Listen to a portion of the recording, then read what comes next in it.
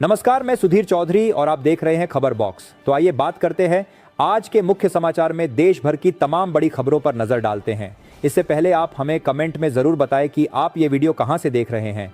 अगर आपने अभी तक इस वीडियो को लाइक नहीं किया है तो लाइक करके चैनल को सब्सक्राइब जरूर करें। जम्मू कश्मीर के अनंतनाग जिले के दुरू इलाके में जंगली जानवरों के हमलों से दहशत फैल गई।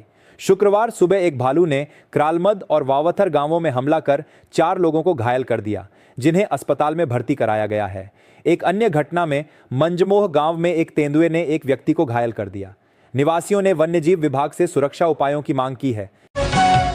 कश्मीर में सेब उत्पादकों को भारी नुकसान का सामना करना पड़ रहा है, क्योंकि बाहरी बाजारों में मांग कम है और कोल्ड स्टोरेज तेजी से भर रहे हैं। परिवहन की समस्या और भंडारण के लिए अधिक शुल्क लिए जाने से उत्पादक परेशान हैं। कई उत्पादकों ने सरकार से हस्तक्षेप करने और पर्याप्त कोल्ड स्टोरेज सुविधाएं उपलब्ध कराने की मांग की है, ताकि उन्हें नुकसान से बचाया जा सके। श्रीनगर में हुर्रियत कॉन्फ्रेंस के अध्यक्ष मीरवाइज उमर फारूक ने कहा कि उन्हें लगातार तीसरे शुक्रवार को भी जामिया मस्जिद में सामूहिक नमाज पढ़ने से रोका गया है। मीरवाइज ने सोशल मीडिया पर अपनी नजरबंदी की जानकारी दी और इसे बुनियादी अधिकारों पर हमला बताया। उन्होंने कहा कि अधिकारियों द्वारा उन्हें धार्मिक कर्तव्यों से रोका जा रहा है और इस सत्तावादी व्यवहार के लिए कोई जवाबदेही नहीं है। देहरादून नगर निगम का पालतू कुत्तों के पंजीकरण का अभियान हवाई साबित हो रहा है। शहर में आवारा और खूंखार कुत्तों का आतंक बढ़ रहा है, लेकिन निगम कार्यालय के आसपास ही सिमटा हुआ है। कूड़ा उठाने वाले वाहनों में जिंगल तक नहीं बज रही और शिकायतों का समाधान भी नहीं हो रहा। पार्षदों और जनता में भारी नाराजगी है। विधानसभा में विपक्ष के नेता प्रताप सिंह बाजवा ने पंजाब में बाढ़ के लिए सरकार को जिम्मेदार ठहराया। उन्होंने जल स्रोत विभाग के मंत्री बरिंदर कुमार गोयल को बर्खास्त करने और प्रमुख सचिव कृष्ण कुमार गोयल को निलंबित करने की मांग की। बाजवा ने उच्च न्यायालय के सिटिंग जज से समयबद्ध जांच कराने की भी मांग की और सरकार पर लापरवाही का आरोप लगाया। राष्ट्रीय लोक मोर्चा के अध्यक्ष उपेंद्र कुशवाहा ने महागठबंधन पर हमला बोलते हुए कहा कि राजद और कांग्रेस सरकार में महिलाओं के लिए कोई ठोस कदम नहीं उठाए गए। उन्होंने एनडीए सरकार द्वारा महिलाओं के लिए शुरू की गई योजनाओं का उल्लेख किया। कुशवाहा ने महागठबंधन पर जनता को ठगने और झूठे वादे करने का आरोप लगाया। दशहरा के अवसर पर घर जाने वाले यात्रियों के लिए रेलवे ने गोरखपुर नरकटियागंज रूट पर 28 सितंबर तक सत्याग्रह एक्सप्रेस समेत 20 से अधिक ट्रेनों को रद्द कर दिया है। रेलवे का कहना है कि तीसरी लाइन के चालू होने और दोहरीकरण के काम के चलते यह फैसला लिया गया है। इस वजह से यात्रियों को काफी मुश्किलों का सामना करना पड़ेगा और व्यापारियों का कारोबार भी प्रभावित होगा। श्रीनगर के कुपवाड़ा जिले में एक दैनिक वेतनभोगी बिजली कर्मचारी खंभे से गिरकर गंभीर रूप से घायल हो गया। गौहर अहमद खान नामक यह कर्मचारी बिना सुरक्षा उपकरणों के बिजली की खराबी ठीक कर रहा था, तभी उसका पैर फिसल गया। उसे तुरंत अस्पताल पहुंचाया गया और पुलिस मामले की जांच कर रही है।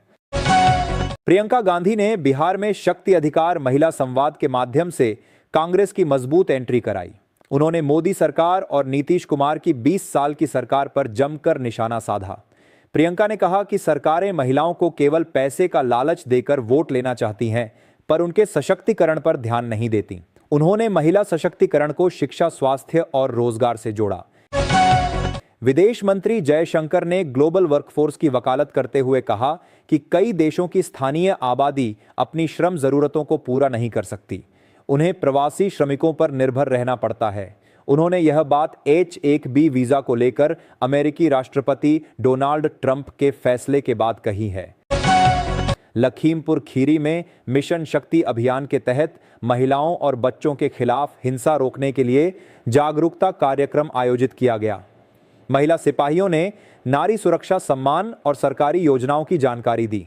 महिला हेल्प डेस्क और विभिन्न हेल्पलाइन नंबरों के बारे में बताया गया।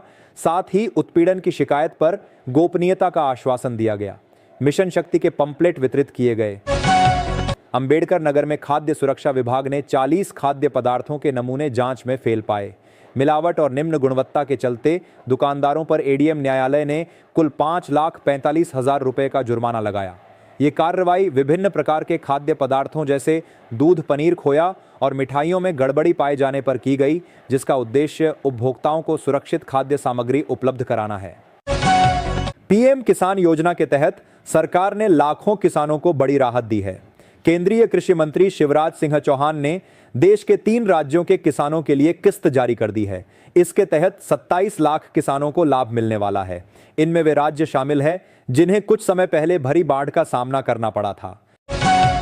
अलीगढ़ जीएसटी विभाग बड़े बकायेदारों पर शिकंजा कसने की तैयारी में है। कमिश्नर ने अधिकारियों को वसूली बढ़ाने के निर्देश दिए हैं। जीएसटी दरों में बदलाव से मध्यम वर्गीय परिवारों को राहत मिलने की उम्मीद है, जिससे बाजार में रौनक आने की संभावना है। सरकार के इस फैसले का व्यापारियों ने स्वागत किया है। रुन्नी सैदपुर में कागज के बंडल से नोट बदलने वाले गिरोह को लोगों ने पकड़ा। पुलिस ने 2 लोगों को गिरफ्तार किया, जिनकी पहचान कुंदन राय और राजकुमार शाह के रूप में हुई। उनके पास से 50,000 रुपए बरामद हुए। राम सकल राय ने प्राथमिकी दर्ज कराई, जिसमें उन्होंने बताया कि ठगों ने उनसे 50,000 रुपए लेकर कागज का बंडल थमा दिया। प्रधानमंत्री मोदी ने मुख्यमंत्री महिला रोजगार योजना के तहत भागलपुर की 2,17,000 महिलाओं को 2 करोड़ 17 लाख रुपए हस्तांतरित किए। मुख्यमंत्री नीतीश कुमार भी उपस्थित थे। जिले में 3,45,000 से अधिक महिलाओं ने लाइव प्रसारण देखा। प्रत्येक महिला को 10,000 रुपए की सहायता राशि मिली, जिससे वे स्वरोजगार शुरू कर सकेंगी और अपने परिवार की आर्थिक स्थिति को मजबूत बना सकेंगी। योजना का उद्देश्य महिलाओं को आत्मनिर्भर बनाना है। मुरादाबाद में शराब की दुकानों पर तय समय से पहले ही अवैध कारोबार शुरू हो जाता है। पंजाब और हरियाणा से तस्करी कर लाई गई शराब भी बेची जा रही है, जिससे सरकार को राजस्व का नुकसान हो रहा है। दिल्ली रोड पर यह अवैध शराब आसानी से उपलब्ध है, जहां सेल्समैन मोटा मुनाफा कमा रहे हैं। प्रशासन ने कार्रवाई की बात कही है। इजरायल के प्रधानमंत्री बेंजामिन नेतन्याहू ने संयुक्त राष्ट्र महासभा को संबोधित करने के लिए असामान्य हवाई मार्ग चुना। उन्होंने यूरोप के उन देशों के हवाई क्षेत्र से परहेज किया जहां अंतर्राष्ट्रीय आपराधिक न्यायालय के गिरफ्तारी वारंट के कारण उन्हें हिरासत में लिया जा सकता था। आईसीसी ने नेतन्याहू और उनके पूर्व रक्षा मंत्री के खिलाफ गाजा में कथित युद्ध अपराधों के आरोप में वारंट जारी किया था। रामपुर से खबर है कि समाजवादी पार्टी के नेता आजम खान जेल से छूटने के बाद इलाज के लिए दिल्ली गए हैं। वहीं अखिलेश यादव 8 अक्टूबर को उनसे मिलने रामपुर आ रहे हैं। इस मुलाकात से पार्टी कार्यकर्ताओं में उत्साह है और उन्हें उम्मीद है कि इससे पार्टी को मजबूती मिलेगी। कार्यकर्ताओं को आजम खान के लौटने और उनके निर्देशों का इंतजार है। केंद्रीय गृह मंत्री अमित शाह ने कोलकाता के संतोष मित्रा स्क्वायर में ऑपरेशन सिंदूर थीम पर बने दुर्गा पूजा पंडाल का उद्घाटन किया।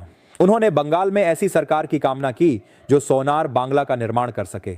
शाह ने दुर्गा पूजा की शुरुआत में बारिश और बिजली के करंट से हुई मौतों पर संवेदना व्यक्त की। इलाहाबाद हाई कोर्ट से कांग्रेस नेता राहुल गांधी को झटका लगा है। सिखों पर दिए बयान के मामले में वाराणसी अदालत के आदेश के खिलाफ दायर याचिका को कोर्ट ने खारिज कर दिया है। न्यायमूर्ति समीर जैन की एकल पीठ ने यह आदेश दिया है। राहुल गांधी की याचिका वाराणसी कोर्ट के आदेश के खिलाफ थी, जिसे हाई कोर्ट ने अस्वीकार कर दिया। कदवा में एनडीए कार्यकर्ता सम्मेलन में मंत्री लेसी सिंह ने नीतीश सरकार की उपलब्धियां गिनाई। उन्होंने कहा कि राज्य में विकास की लंबी लकीर खींची गई है और महिलाएं आत्मनिर्भर हुई हैं। पूर्णिया में हवाई सेवा शुरू होने से सीमांचल का विकास होगा। उन्होंने 2025 में फिर से नीतीश सरकार बनाने का नारा दिया और विपक्ष पर निशाना साधा। झज्जर की मंडियों में बाजरे के ढेर लगे हैं, पर सरकारी मानकों पर खरा न उतरने से खरीद एजेंसियां पीछे हट रही हैं। 70% बाजरा काला है रंग, 27 से 38 तक फेड आ रहा है, जबकि नियम 6% तक की अनुमति देते हैं। एजेंसियां नियमों के विरुद्ध खरीदने पर भुगतान से डर रही हैं। किसानों को प्राइवेट डीलरों का इंतजार है। प्रधानमंत्री नरेंद्र मोदी की अरुणाचल प्रदेश यात्रा के दौरान पापुम पारे जिले में उनकी अगवानी आईएएस अधिकारी विशाखा यादव ने की। उनकी तस्वीरें सोशल मीडिया पर वायरल हो गईं, जिसके बाद लोग उनके बारे में जानने के लिए उत्सुक हो गए। विशाखा यादव ने बिना कोचिंग के यूपीएससी परीक्षा में अखिल भारतीय स्तर पर 6ठी रैंक हासिल की थी। इंजीनियरिंग की नौकरी छोड़ देकर उन्होंने सिविल सेवा में सफलता पाई। तेज प्रताप यादव ने बिहार विधानसभा चुनाव से पहले नई पार्टी का ऐलान किया है, जिससे प्रदेश की राजनीति में हलचल बढ़ गई है। उन्होंने पार्टी का पोस्टर जारी किया है, जिसमें लालू यादव और राबड़ी देवी की तस्वीरें नहीं हैं। यादव ने बिहार के संपूर्ण विकास और नई व्यवस्था के निर्माण के लिए लंबी लड़ाई लड़ने की बात कही है। महाराष्ट्र के उप मुख्यमंत्री अजीत पवार एक बार फिर विवादों में हैं। हाल ही में बाढ़ प्रभावित क्षेत्रों के दौरे के दौरान उन्होंने किसानों से बातचीत करते हुए कर्ज माफी के सवाल पर गुस्सा व्यक्त किया और कहा कि क्या वे यहां कंचे खेलने आए हैं। उनके इस बयान के बाद विपक्ष ने उन पर अहंकार का आरोप लगाया है। संजय राउत ने इसे अजीत पवार का अहंकार बताया। पीएम किसान योजना के तहत किसानों को आर्थिक सहायता प्रदान की जाती है। इस योजना के जरिए किसानों को हर साल 6,000 रुपए 3 अलग-अलग किस्त में मिलते हैं। मीडिया रिपोर्ट की माने तो पीएम किसान योजना की 21वीं किस्त जल्द जारी हो सकती है। किस्त जारी करने से पहले सरकार कुछ किसानों को बेनिफिशियरी लिस्ट से हटा सकती है। कांग्रेस सांसद प्रियंका गांधी चंपारण में हर घर अधिकार रैली से बिहार चुनाव प्रचार का आगाज करेंगी। रैली का उद्देश्य पार्टी कार्यकर्ताओं में उत्साह भरना है। पूर्वी और पश्चिमी चंपारण के कार्यकर्ता उत्साहित हैं। पार्टी इस रैली के माध्यम से मतदाताओं के बीच अपनी सक्रियता बढ़ाना चाहती है। प्रधानमंत्री नरेंद्र मोदी ने कहा कि देश और बिहार में लखपति दीदी की संख्या बढ़ रही है। भारत में 3 करोड़ महिलाओं को लखपति दीदी बनाने का लक्ष्य है, जिनमें से 1 करोड़ पहले ही बन चुकी हैं। बिहार में 20 लाख से अधिक महिलाएं लखपति दीदी बन चुकी हैं। सरकार इस दिशा में लगातार काम कर रही है। नगीना सांसद चंद्रशेखर का एक वीडियो वायरल होने पर विवाद हो गया है।